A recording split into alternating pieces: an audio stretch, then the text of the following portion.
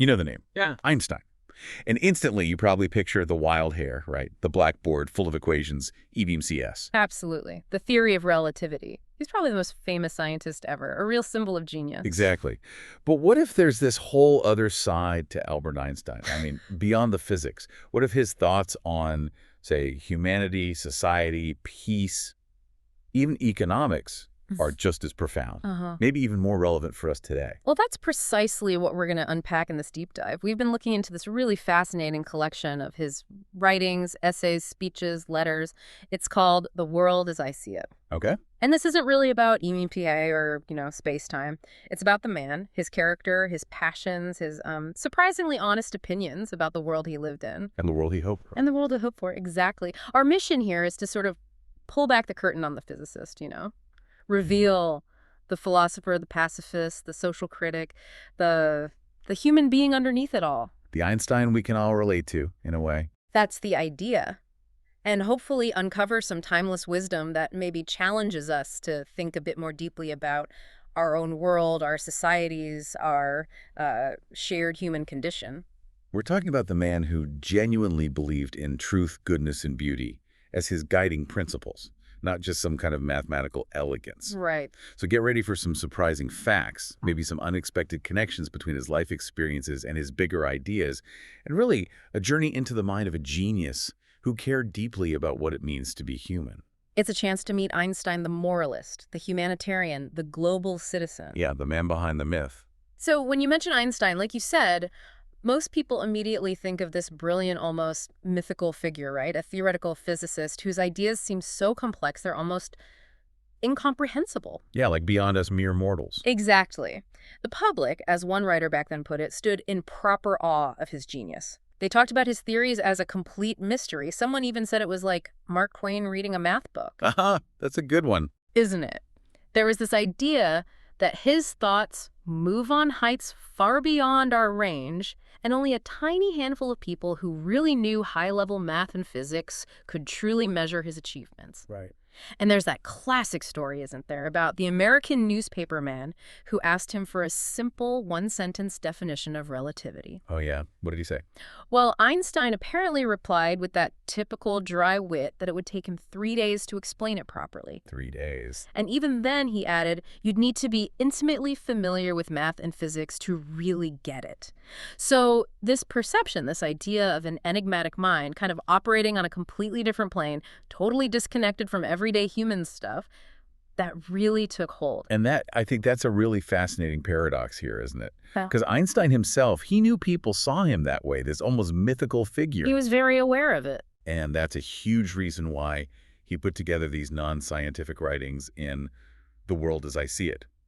The original preface actually says his goal was to give a picture of a man, and quite deliberately to forestall his character being utterly distorted. To set the record straight himself. Exactly.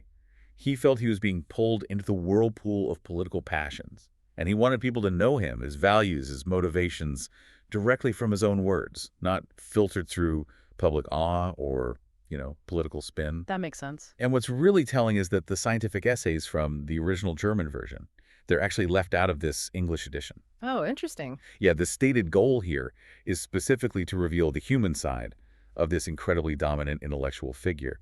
So what you end up with is less about the groundbreaking physics and much more about the person, his deeply held values, his remarkably candid take on life. So it's a deliberate choice to focus on the man, not the science. Right. And it creates this stark contrast, doesn't it? We tend to revere him for the stuff we don't understand, almost worshiping the incomprehensible genius. Yeah. While he himself seems to have really wanted us to connect with his more relatable human qualities, the universal values he cared about, it really makes you wonder, what does that say about us? Yeah. How often do we elevate people for their mystique, their intellectual distance, rather than their shared humanity or their moral courage? That's a really powerful point, and it makes you think about what we actually value in our heroes, doesn't it?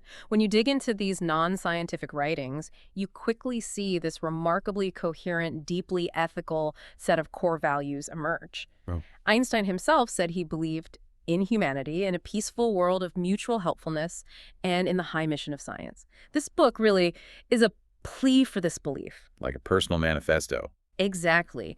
It's a manifesto for a world run on reason, compassion, and shared progress. And his personal character, according to people who knew him, was one of rare simplicity and sincerity. He seemed genuinely indifferent to the usual markers of success, wealth and fame, and the other prizes so dear to So ambition. I'm not driven by ego. Doesn't seem like it. And he wasn't some kind of hermit, just lost in thought, detached from the world. Quite the opposite, actually. He never spared himself in defense of the weak and the oppressed. Even though he had this retiring nature, right? Yeah, despite his naturally quiet character and his deep passion for scientific research, which you'd think would keep him just in the lab, he never hesitated when he felt that his voice or influence would help to redress a wrong. That's quite something. It really is. The editor of this collection makes this profound observation, saying that history, surely, has few parallels with this introspective mathematical genius who labored unceasingly as an eager champion of the rights of man. It's that incredible mix, isn't it? That profound inner intellectual life combined with this active, unwavering public conscience. That's what really makes him stand out. That dual nature is absolutely fascinating. And it makes me wonder about, his early life. What shaped him into this unique blend of introspective genius and public advocate? Looking back. He was born in Ulm, 1879. His family moved to Munich pretty early on, and his school experience there. Oh. Well, he described it as having a rigid, almost military type of discipline. Not exactly fostering free thought. Not at all. Can you imagine the future icon of intellectual freedom putting up with that? And he also talked about the isolation of a shy and contemplative Jewish child among Roman Catholics. And he later said those things left a deep and enduring impression on him. Those early feelings of being an outsider. Yeah. And apparently his teachers thought he was an unsatisfactory pupil in things like languages, history, geography. Which is ironic, right? Totally ironic. Subjects you'd think a deep thinker would ace. And it wasn't even formal school that got him into math. It was a Jewish medical student, Max Talmy, who gave him a geometry book. So it was an external spark. Completely. By 14, this self-taught kid was apparently a better mathematician than his masters. And that's when he also started reading philosophy, like Kant. These aren't just biographical footnotes. They feel like formative moments that kind of foreshadow his later rejection of rigid systems and his championing of individual thinking. Oh, absolutely. So those early experiences were clearly foundational. Then the family's business ran into trouble. They moved to Milan, and that offered him, in his words, the joys of a freer, sunnier life. A huge contrast to the stifling discipline he'd known in Germany. A breath of fresh air. Definitely. After a bit, he went to the Zurich Polytechnic. He did well there, distinguished studies, but then hit a rough patch. Couldn't get an assistant professor job for 5 years. Really? 5 years? Yeah, led to a weary search for work, a couple of brief teaching jobs, before he finally landed that stable position as an examiner at the Confederate Patent Office in Baronne. The famous patent office job. The famous patent office job. It sounds almost funny, doesn't it? The guy who'd redefined physics working this, as he called it, humdrum work.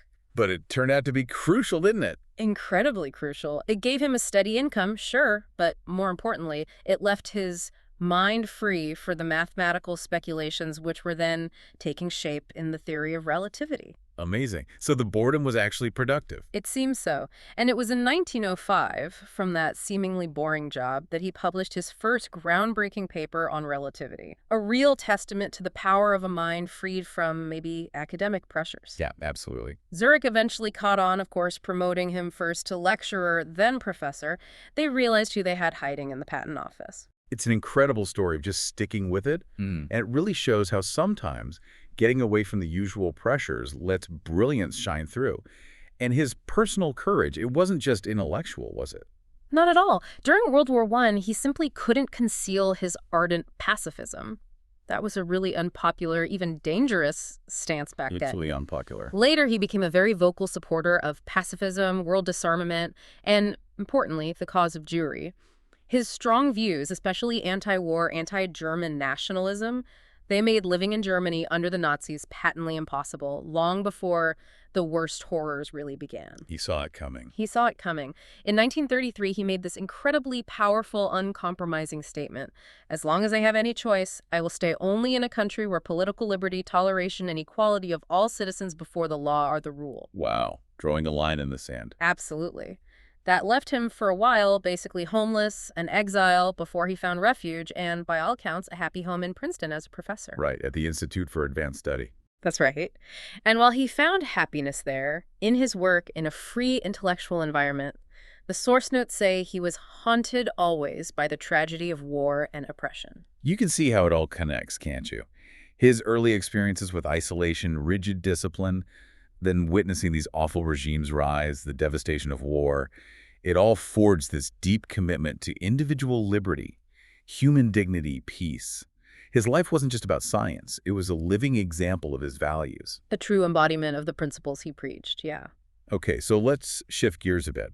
We've talked about his personal journey, how his character formed. Now let's dive into his actual ideals about society, morality, the big picture stuff. Right. Einstein wasn't afraid to tackle the biggest questions.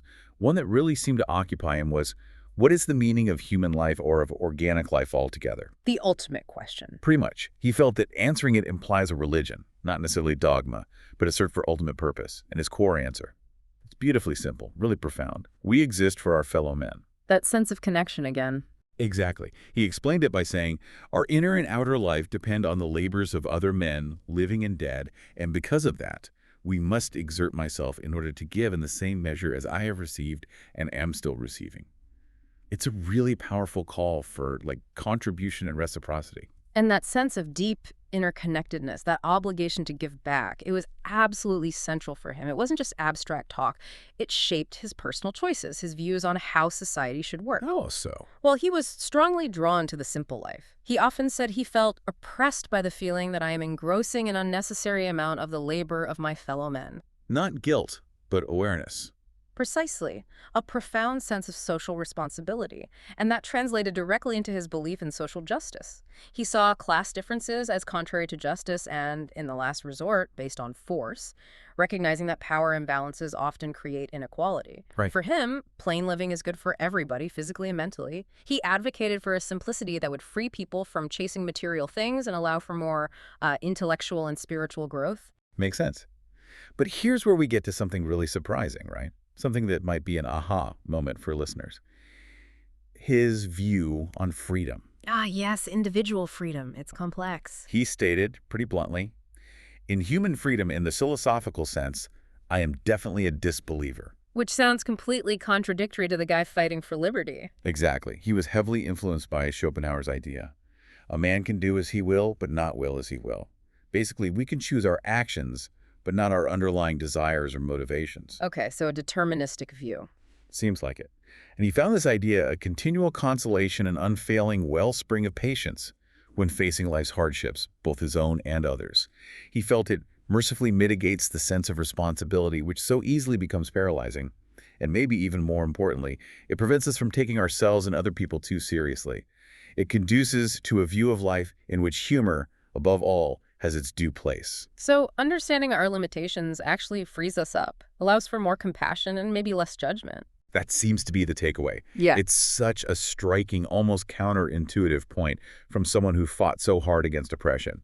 Here's this champion of liberty who philosophically doesn't believe in absolute free will. He sees our actions as shaped by both external forces and inner necessity. Right. So if I'm getting this right, the key idea is that Einstein found a kind of liberation, not in infinite choice, but in understanding the complex web of causes that shape us.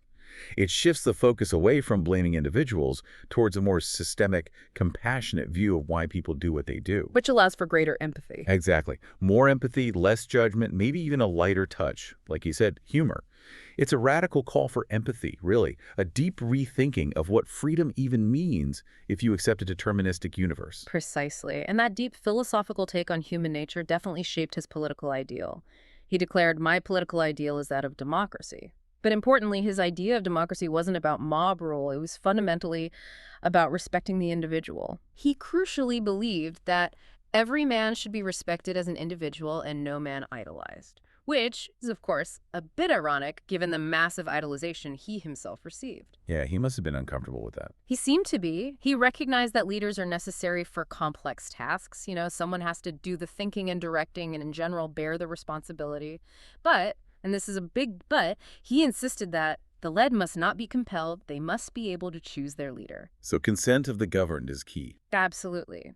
He had this deep distrust of unchecked power. He was especially critical of autocratic systems, believing they soon degenerates because, as he put it, force always attracts men of low morality. And he made that grim historical point that tyrants of genius are succeeded by scoundrels. Ouch. Harsh, but maybe true. He pointed to places like Italy and Russia at the time as examples of this kind of decay, where initial revolutionary energy or strong leadership eventually slid into corruption and repression. And he didn't just critique autocracies. He had some surprisingly sharp things to say about the democracies of his own day, too. He did. He didn't hold back. He noted that the problems with the prevailing form of democracy in Europe today weren't because the idea of democracy was flawed, but due to lack of stability on the part of the heads of governments and to the impersonal character of the electoral system. So, practical implementation issues. Yeah, things like proportional representation leading to shaky coalitions, governments collapsing all the time. Interestingly, he praised the U.S. system at the time for finding the right way, with a responsible president elected for long enough and with enough power to be really responsible. Interesting take on the U.S. presidency, then. It's a very practical view, almost like an engineer looking at government design. But his real focus wasn't just the mechanics. It was about human flourishing, the health of the individual within society. He strongly believed that the really valuable thing seems to me not the state, but the creative, sentient individual, the personality. It alone creates the noble and the sublime, while the herd, as such, remains dull in thought and dull in feeling. That's a powerful statement. The individual as the source of value. Totally. He stressed that a healthy society needs both the independence of the individuals composing it and their close political cohesion. He even credited the flourishing of Greek and European culture, especially the Renaissance, to the liberation and comparative isolation of the individual, suggesting that space for individual thought is vital for cultural progress. Yes, but despite holding the individual in such high regard, he saw this really concerning trend in his own time that he felt was eroding that very independence. What was that? He noted a decrease out of all proportion in what he called great men in modern, densely populated countries. He suggested that organization has to some extent taken the place of the great man, especially in science and technology. So collective efficiency replacing individual genius. That seems to be his worry. He felt art had definitely degenerated, lost its vitality, and in politics he saw independence of spirit and the sense of justice of the citizen declining.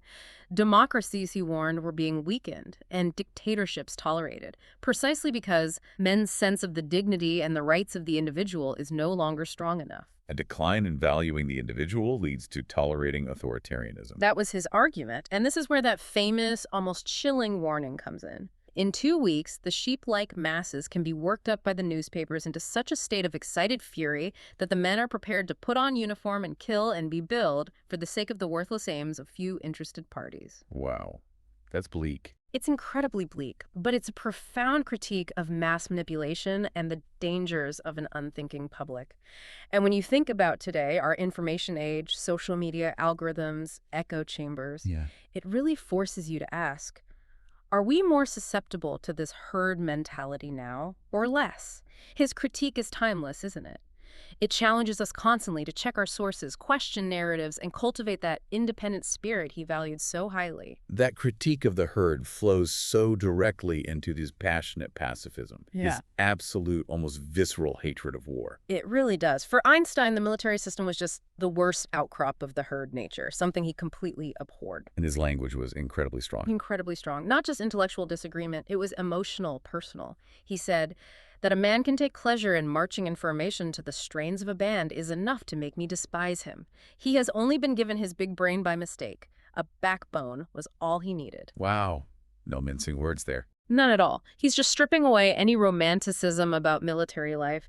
He saw heroism by order, senseless violence, and all the pestilent nonsense that does by the name of patriotism as things he utterly hated. Just pestilent nonsense. That's his phrase. For him, war seems to me a mean, contemptible thing. I would rather be hacked in pieces than take part in such an abominable business. It's a shocking statement, but it really underlines the depth of his moral conviction on this. And yet, despite this deep disgust with war, he somehow held on to this, maybe fragile, but profound hope for humanity's ability to achieve peace. How did he reconcile that? He believed war would have disappeared long ago had the sound sense of the nations not been systematically corrupted by commercial and political interests acting through the schools and the press. So it wasn't inherent human nature, but manipulation by vested interests. That was his analysis, not naive, but a sharp critique of how public opinion and patriotism get twisted to serve agendas that benefit from conflict. And his views on education were tied into this as well. How so? He was pretty critical of the education methods of his day, especially in America, saying there was too much education altogether, feeling it often just killed genuine curiosity. Interesting. Too much education. Yeah, implying quantity over quality, or maybe just the wrong kind. For him, the only rational way of educating is to be an example. He strongly believed the principal art of the teacher is to awaken the joy in creation and knowledge.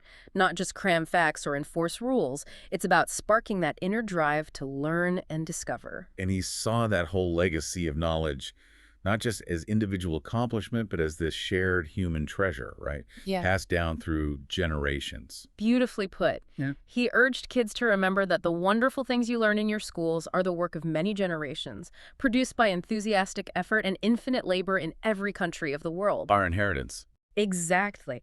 Our inheritance, which we have to receive it, honor it, add to it, and one day faithfully hand it on to your children. Thus do we mortals achieve immortality in the permanent things which we create in common. It's a really lovely vision of intellectual stewardship, collective progress across time and borders. It really is. And tied into that reverence for knowledge, maybe even fueling it, was his idea of the mysterious. Ah, yes, the mysterious. He called it the fairest thing we can experience. For him, it's the fundamental emotion which stands at the cradle of true art and true science.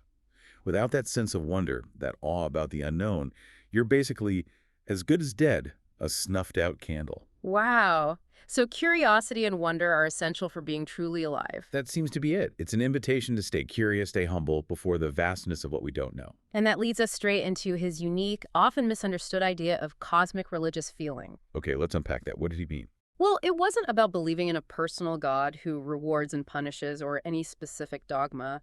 It was more a knowledge of the existence of something we cannot penetrate, a recognition of manifestations of the profoundest reason and the most radiant beauty in the universe. So, an appreciation for the order and elegance of nature. Exactly.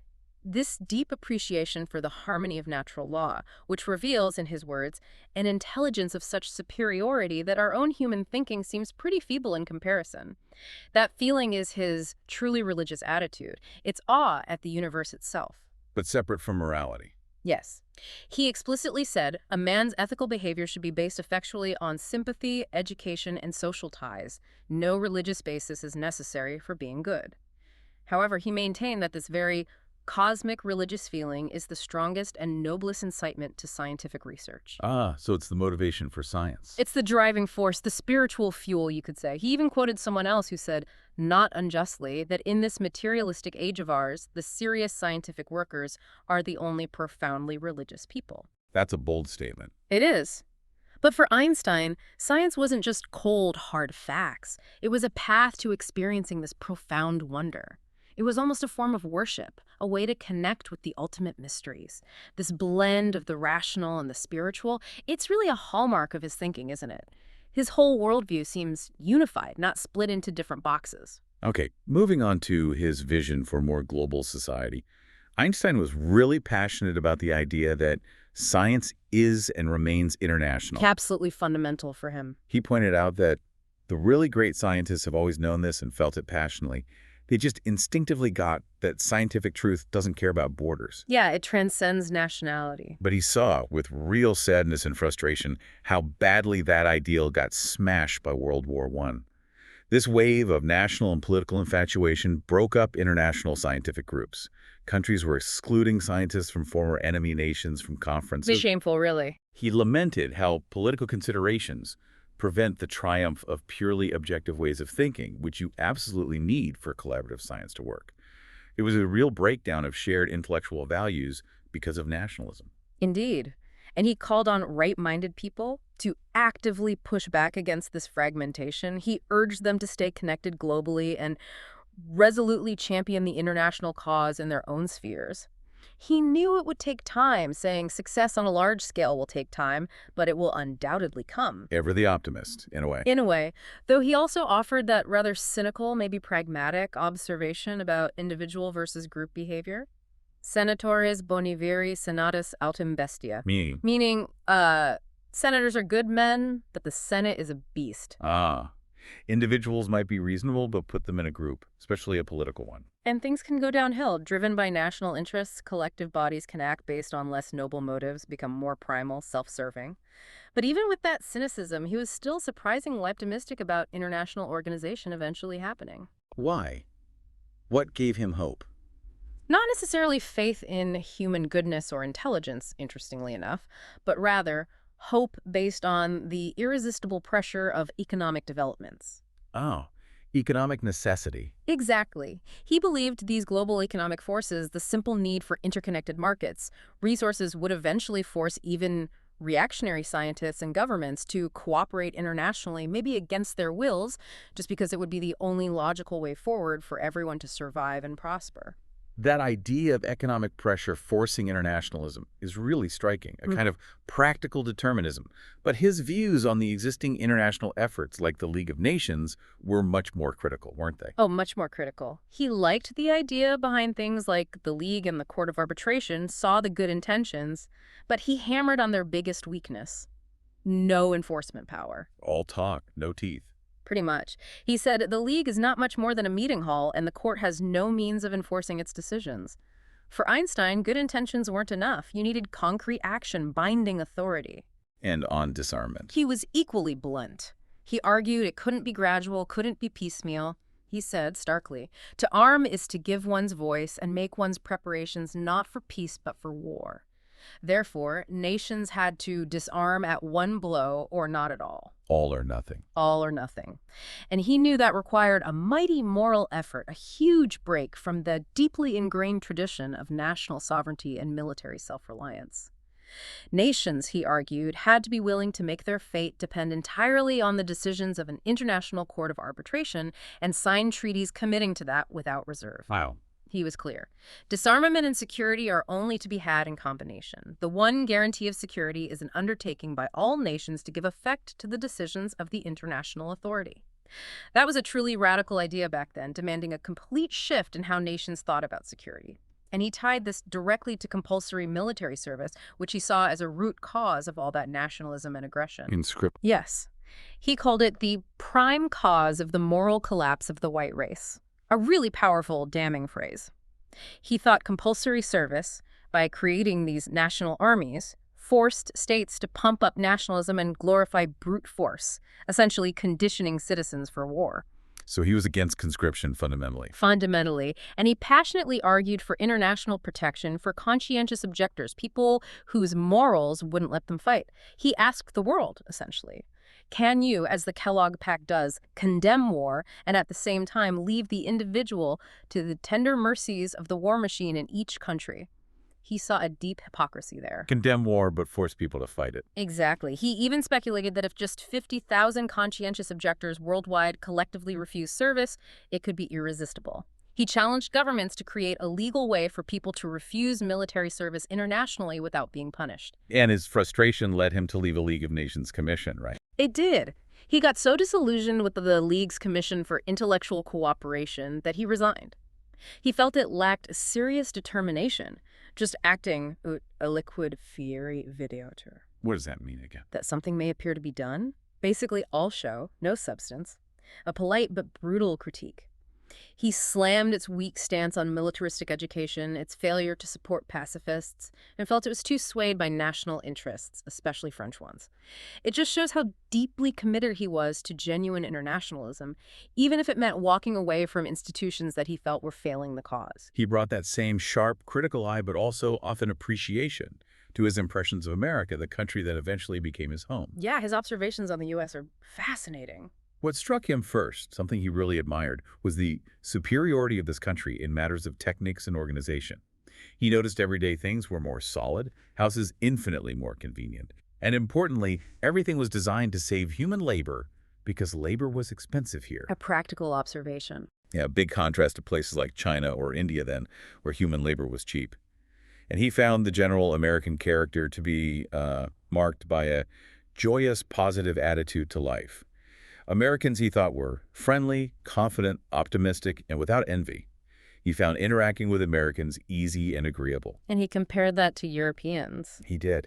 He described Europeans as generally more critical, more self-conscious, less good-hearted and helpful, more isolated, more fastidious, generally more or less of a pessimist. It's a really revealing cultural snapshot from his perspective. It really is. And interestingly, he saw a difference in individualism, too, but maybe not how you'd expect. He felt Americans were less of an individualist than the European, that is, from the psychological, not the economic point of view. Meaning? He observed more emphasis on the we than the I, which led to stronger customs, more conformity and outlook. He even thought this social sense helped America's economic superiority because it made cooperation easier in factories, universities, charity work. Interesting link between social cohesion and economic success. Yeah. And he noted how the state did comparatively less in America back then. Things like telegraph, telephone, railways, schools were mostly private. He again put this down to the individual's more social attitude, meaning people took on collective responsibility themselves. Okay. And surprisingly, he noted that even though property was very unequally distributed, it didn't lead to intolerable hardships because, as he saw it, the social conscience of the rich man is much more highly developed than in Europe. Public opinion, he thought, strongly demanded that wealthy people use their resources for the community through philanthropy and public service. So a kind of civic virtue balancing inequality, at least in his view then. Yeah. But being Einstein, he was always a critical observer. Yeah. He didn't just praise America, he pointed out flaws too. Of course. Prohibition, for instance. He thought it was most destructive of respect for the government and the law, leading directly to more crime because laws people can't or won't follow just breed disrespect for all laws. It makes sense. He also noted that America lacked the public houses or cafes common in Europe, which he saw as vital places for people to exchange views and ideas on public affairs. Without that, he worried, Americans were left overly influenced by the press, which he felt was mostly controlled by definite interests. The media influence concern, even back then. Even back then. While he saw an overestimation of money in American culture, he thought it might be decreasing. He admired the good taste in modern American buildings and everyday objects, seeing a kind of elegance in their usefulness. But he felt the visual arts and music have little place in the life of the nation as compared with Europe. A cultural gap, in his view. Okay. And maybe his biggest criticism was about America's role in the world. Despite his power and technical progress, he lamented that Americans showed not much interest in great international problems, among which the problem of disarmament occupies first place. Isolationist tendencies. He called it base and short-sighted. He even argued America was partly to blame for the difficulties of Europe by ruthlessly pressing her claims for war debts, which he thought fueled economic collapse and a spirit of revenge over there. He really pushed Americans to recognize their great responsibility on the world stage. Strong words. Very strong. Though he also had that funny moment, replying to an American Women's League, protesting his visit, joking that they accused him of devouring capitalists and rejecting every war, except the unavoidable war with one's own wife. Uh-huh. A touch of humor amidst the critique. And that critical lens extended to science itself, particularly how it fared in difficult times. He pointed out, with real concern, that economic stress always hits scientific institutions and researchers the hardest. Why is that? Because in tough times, people naturally prioritize immediate needs. They pay for work that's directly productive of material wealth. But science, he strongly argued, if it is to flourish, must have no practical end in view. Pure research, curiosity-driven. Exactly. He understood that the breakthroughs from fundamental science often only lead to practical applications indirectly and, in many cases, not till after the lapse of several generations. The long-term risk, he warned, was that neglecting pure science leads to a dearth of intellectual workers. Intellectual life dries up, and that means the withering of many possibilities of future development. It's such a crucial perspective, isn't it? Yeah. Especially now, in a world obsessed with immediate results, short-term ROI.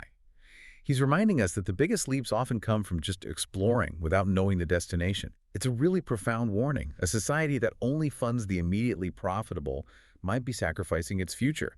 Yet, amidst all the crises of his time, economic collapse, social unrest, he saw this surprising glimmer of hope, especially in Germany and Austria. Oh, what was that? Despite the terrible economic hardship after World War I, he observed that the will and the enthusiasm for scientific research had not died out. In fact, he felt that disasters had actually quickened the devotion to non-material goods. Adversity fueling intellectual passion. Apparently so. He saw people working with burning enthusiasm in the most difficult circumstances. For him, it was proof of the resilience of the human spirit of inquiry, that deep need to understand and create, even when facing immense challenges. It suggests that while conditions matter, that drive for knowledge can sometimes transcend even the toughest realities. Okay, let's transition to a really personal but also universally relevant part of his thinking. His insights on Jewish identity and destiny. This was obviously crucial for him, being a prominent Jew during a time of rising anti-Semitism and the emergence of Zionism. Right. How did he define Jewish values? He identified what he saw as core Jewish ideals: the pursuit of knowledge for its own sake, an almost fanatical love of justice, and the desire for personal independence. He didn't think there was a specifically Jewish outlook in a philosophical sense, like a unique metaphysics. Instead, he felt Judaism was concerned almost exclusively with the moral attitude in life and to life. And the essence of that moral attitude. For him, it was an affirmative attitude to the life of all creation. He famously stated, "Life is sacred," that is to say, it is the supreme value to which all other values are subordinate. This sanctification of life, he believed, was demanded of Jews in a suprapersonal sense, a reverence extending beyond just humans to all living things. And his view of God within Judaism, it was quite unique, wasn't it? Very unique, very non-dogmatic. He saw the Jewish concept of God not as a person, but simply a negation of superstition, an imaginary result of its elimination. He flat out rejected basing morality on fear of divine punishment or hope for reward. For him, serving God meant serving the living. A call to ethical action in the world. Exactly. He felt the Hebrew prophets, and interestingly, Jesus, too, truly embodied this ideal of living out one's morality through service. And intriguingly, he also found within Jewish tradition a sort of intoxicated joy and amazement at the beauty and grandeur of this world. A feeling, he said, fuels true scientific research, something you could even hear in the Song of Birds. Echoes of his cosmic religious feeling again. Definitely. It shows that deep spiritual connection to the universe viewed through his Jewish identity. He also pointed to things like the Sabbath command, including rest for animals, as clear proof of solidarity of all living things. And he noted that many core demands of socialism related to social justice were, for the most part, first raised by Jews, highlighting this historical commitment to human solidarity. And that anecdote about hunting. Ah, yes, the Walter Rathenau quote. When a Jew says that he's going hunting to amuse himself, he lies. Einstein used it to illustrate this deep-seated Jewish sense of the sanctity of life. A humorous, maybe, but pointed observation about a cultural value against taking life lightly. But these deeply held ideals faced immense challenges with the complexities of modern Jewish identity and, of course, the horrific rise of anti-Semitism. He drew a sharp contrast between the old ghetto life, which had material hardships, but he argued no social or psychological problems for its residents, because identity was clear, and the era after emancipation. Which brought new opportunities, but also new problems. Exactly, undreamed of possibilities, but also painful new challenges, especially for intellectual Jews. Many young Jews growing up in nationalistic European societies felt they belonged, tried to assimilate, but were still met with contempt and hostility. The assimilation dilemma. Precisely. It led many to turn their backs on their own people, but as he sadly observed, the relation is not reciprocal. Mainstream society often didn't fully accept them in return. He talked about the pathetic creature, the baptized Jewish Geheimrat. What's that Geheimrat again? It was a high-ranking German official or academic, often quite privileged. Einstein used the term to show the tragic irony of someone who assimilated, converted, achieved high status, but still faced prejudice or found they'd sacrificed their identity for nothing, for a hollow acceptance. He really tried to get to the root of anti-Semitism, didn't he? He didn't think it was just ignorance. No, he thought it was deeper. He attributed it to a kind of instinct which prevents nationalities of different race from fusing. He argued this feeling of strangeness between groups over centuries never disappeared, and this spontaneous feeling is the ultimate cause of anti-Semitism, which is therefore not to be got rid of by well-meaning propaganda. So not something education alone could fix. Not in his view. It was more primal. For Einstein, The cure, if you can call it that, wasn't trying harder to assimilate, but gaining a clear knowledge of one's condition and its causes. Jews, he felt, must become conscious of our alien race and draw the logical conclusions from it, which meant for him they needed to emancipate ourselves socially and supply our social needs, in the main, ourselves. Self-reliance, self-affirmation, not isolation. Exactly. He strongly asserted it is possible to be a civilized European and a good citizen, and at the same time a faithful Jew who loves his race and honors his fathers. And this was personal for him too. He said very honestly, "When I came to Germany 15 years ago, I discovered for the first time that I was a Jew, and I owe this discovery more to Gentiles than Jews." Wow. External prejudice defined his identity for him. It seems so. He saw the purpose of the Jewish community as providing the support to keep them together, to combat moral instability and allow individuals to bear the hatred and the humiliations from outside. And his strong support for Zionism came directly from this understanding. But his vision of Zionism was quite specific, wasn't it? Very specific, not typical nationalism. No. He defined it as a nationalism whose aim is not power but dignity and health. He even said if it weren't for intolerant, narrow-minded, and violent people, he'd be the first to throw over all nationalism. For him, Theodore Herzl's great insight was realizing the need for a national home, or, more accurately, a center in Palestine. Not just a refuge, but a spiritual and cultural anchor to restore the Jewish people's health. A center, not just a state. Right. He emphasized Palestine was not primarily a place of refuge, but the embodiment of the reawakening corporate spirit of the whole Jewish nation.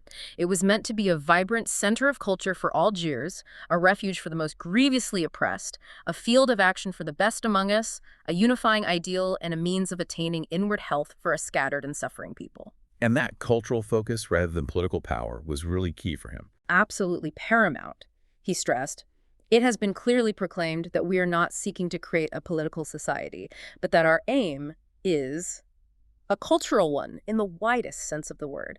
He firmly believed the Jewish community is not and must never become a political one because its true strength, its resilience, lay in its cultural and moral character, not in state power. So things like the Hebrew University were central to that vision. Exactly. Establishing the university in Jerusalem was one of his top priorities. He envisioned it primarily as a research institute, especially focusing on medicine initially, to help make the land healthy and foster intellectual life. He also deeply admired what he called working Palestine. The pioneers, the kibbutzniks. Yes, those people transforming deserts into flourishing settlements by the labor of their hands. He called them an elite composed of strong, confident, and unselfish people, educated, intellectually vigorous, free men. He felt supporting them meant saving the most valuable sort of human life. And he saw struggle as strengthening. He did. He recognized the resilience forged through hardship, saying, difficulties and obstacles are a valuable source of health and strength to any society. We should not have survived for thousands of years as a community if our bed had been of roses. And he always expressed deep gratitude for non-Jewish allies, people like Bernard Shaw and H.G. Wells, men of noble spirit and strong sense of justice, who understood and backed this cultural Zionist vision. And crucially, this cultural vision absolutely included his hopes for cooperation with the Arab population. This remains so incredibly relevant today. What was his view there? He believed, very directly, that the establishment of satisfactory relations between the Jews and the Arabs is not England's affair, but ours. He stressed that Jews and Arabs themselves have got to agree on the main outlines of an advantageous partnership. A shared future. A shared future, mutual benefit. He insisted the building work in Palestine must continue to be carried out in such a manner as to serve the real interests of the Arab population also. And he even proposed a concrete mechanism back in 1930, a privy council. What was that? A council with 4 Jewish and 4 Arab representatives. A doctor, a lawyer, a worker, and a religious figure from each side. It would be totally independent of political parties, meet weekly in secret, and focus solely on the welfare of the whole population. Aiming for common ground. Exactly.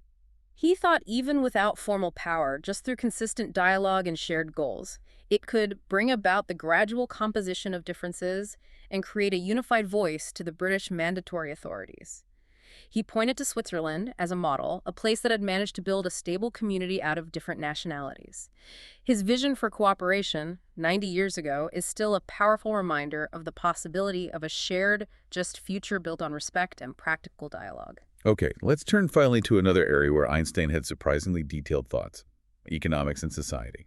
especially during that huge world economic crisis of the 1930s. Right, the Great Depression era. He admitted up front he was a layman in economics, but felt he had to offer an opinion of an independent and honest man, because even the experts seemed hopelessly confused. Classic Einstein, applying his logic everywhere. Exactly. He saw the crisis as unique, not just a normal downturn, but caused by an entirely new set of conditions due to rapid progress in methods of production. Technological change disrupting things? Precisely. His core insight was simple but devastating. Only a fraction of the available human labor is needed for the production of the total amount of consumption goods necessary to life.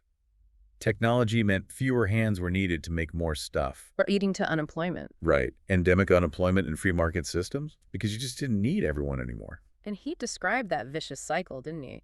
Factories using less labor make cheaper goods, forcing competitors to slash wages, leaving lots of people jobless. Which kills purchasing power. Exactly. No one can buy the stuff being produced. Sales drop, profits vanish, companies go bankrupt, banks fail, industry grinds to a halt. A classic deflationary spiral. And what's amazing is how he, the layman, approached it like a physics problem. Systematically dissecting the common explanations. Right. He dismissed overproduction. It's just another word for the real problem. Lack of purchasing power. He argued reparations weren't the main cause, because the U.S. had the crisis too. Tariffs, arms races, political instability in Europe. They made things worse. But again, the U.S. crisis showed they weren't the root cause globally. He kept digging deeper. He did. Even China and Russia dropping out of world trade was a factor, but not the main cause. And the idea that the crisis was due to the economic rise of the lower classes, he said that would cause scarcity, not a glut of unsold goods. So his conclusion was inescapable. Yeah, this same technical progress, which might relieve mankind of a great part of the labor necessary to its subsistence, is the main cause of our present troubles. He saw the paradox. The very thing that could free us was enslaving us through unemployment. He wasn't saying ban technology, obviously, but stressing the urgent need for a rational way to manage its effects. It's incredible how that resonates today with automation and AI worries, and his proposed solutions were specific and surprisingly progressive for the time, weren't they? A mix of practical and idealistic. They really were. His baseline principle was, to stop the downward spiral, you have to prevent the purchasing power of the masses, measured in terms of goods, from sinking below a certain minimum. Keep demand up. How? Did he favor central planning? He considered a completely planned economy the logically simplest but also most daring method. He looked at Russia's experiment but had serious questions about its effectiveness, its use of terror, its protectionism. So while acknowledging it, he ultimately preferred methods that respect existing traditions and habits, letting private enterprise continue. He was more of a reformer. Exactly, a balanced approach. But he pinpointed two key areas where economic freedom needed to be limited for the common good. Okay, what were they? First, a statutory reduction of working hours, adjusted for different industries, specifically in order to get rid of unemployment. Basically, share the available work. Work sharing. Makes sense. Second, fixed minimum wages. The goal here was explicitly to adjust the purchasing power of the masses to the amount of goods available, directly tackling that demand collapse problem. So, shorter hours and minimum wages. Anything else? Yes. He suggested controlling money and credit to keep prices stable while getting rid of all special protection, like tariffs, to ensure fair competition. He also wanted statutory limitation of prices for goods controlled by monopolies or cartels. Price controls on monopolies? Right, to prevent them from hoarding capital or strangling production and consumption. His overall aim, he said, was to establish a proper balance between production and consumption without too great a limitation of free enterprise, and at the same time to stop the intolerable tyranny of the owners over the wage earners. Wow. Even though he called himself a layman, these ideas regulating work hours, minimum wages, controlling monopolies, managing demand, they strongly echo policies that became central to welfare states and social market economies later on. Quite remarkable foresight, really, and a deep commitment to social justice through economics. It's so clear that for Einstein, economics wasn't just about efficiency or numbers. It was fundamentally about enabling a decent, meaningful life for everyone and supporting a thriving culture. Absolutely. Culture was key for him. He described culture in its higher forms as this delicate plant needing complex conditions, a certain degree of prosperity, yes, but also a moral tradition of respect for cultural values. And he saw that threatened in Germany. Tragically so. He saw Germany's culture declining after its post-war economic collapse because the surplus necessary to support the intellectual worker has suddenly ceased to exist. Without that support, he warned, the cultural tradition will inevitably collapse, turning a fruitful nursery of culture into a wilderness. A loss for everyone. Exactly. He saw it as a global concern, calling for international aid to prevent this impoverishment, urging humanity to reawaken that higher community of feeling, for which human values have a validity independent of politics and frontiers. And he reiterated his view on the state's role. He did in a letter. He said, "The state can only be of real use to industry as a limiting and regulative force. Its job is to ensure competition among the workers is kept within healthy limits, that all children are given a chance to develop soundly, and that wages are high enough for the goods produced to be consumed." That regulatory function was key, he thought, as long as the rules were made in an objective spirit by independent experts. So, the state as referee and safety net. Pretty much. It just highlights again how his economic thinking was always connected to his deeper belief in individual potential and the health of society and culture. The economy wasn't the goal. It was the means to a more just, meaningful, and cultured life for all. So, as we wrap up this deep dive, it feels like we've traveled a long way beyond just physics today, haven't we? We've explored Einstein's really profound thoughts on what it means to be human, how to live ethically together, how to strive for a better world. Definitely. It's a much richer picture. From his incredibly strong pacifism and his warnings about that herd mentality, to his very practical yet idealistic ideas for tackling economic crises, and his vision for international cooperation based on shared values, he consistently put the individual, creativity, and the search for truth, goodness, and beauty right at the center. Yeah. His cosmic religious feeling, it wasn't about dogma, was it? It was this boundless sense of wonder at the universe, the very thing he thought fueled scientific discovery and gave life meaning.